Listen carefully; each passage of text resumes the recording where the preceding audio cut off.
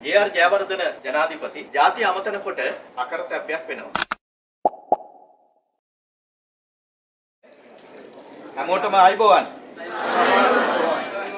good morning. right.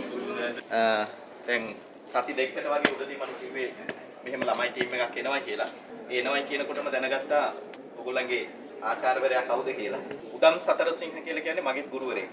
මටත් උගන්වලා තියෙනවා. ප්‍රවෘත්ති සංස්කරණය සම්බන්ධයෙන් මේ වෙලාවේ ආවතාම ගෞරවයෙන් මම සිහිපත් කරනවා. මොකද මාධ්‍ය ක්ෂේත්‍රයේ දැවැන්තෙක්යා. ඒ වගේම sannivedanaya සහ මාධ්‍ය අධ්‍යයන විෂය ලංකාවේ මුලින්ම පෞද්ගලික උපකාරක පන්තියක් පටන් ගන්නේ උදම් සතරසිංහ. ඉතින් ඒ වගේ ගුරුවරයෙක් යටතේ ඉගෙන ගන්න දරුවෝ ටිකක් ස්වාධීන රූපවාහිනී මාධ්‍ය ජාලයට පැමිණීම ගැන සතුටුයි ආඩම්බරයි. පුතේ ස්වාධීන රූපවාහිනී මාධ්‍ය ජාලයේ ඉතිහාසයත් එක්ක මම කතා කරන්නම්. පිටිපස්සට ඇහෙනවද? ඇහෙනවද? right.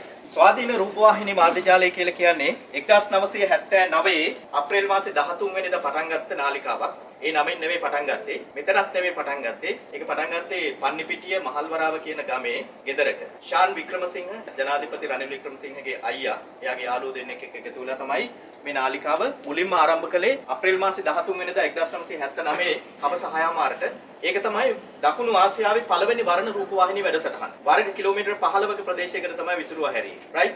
එතකොට 79 අප්‍රේල් 13 තමයි මුලින්ම අපේ රටේ රූපවාහිනී නාලිකාවක් පටන් ගන්න.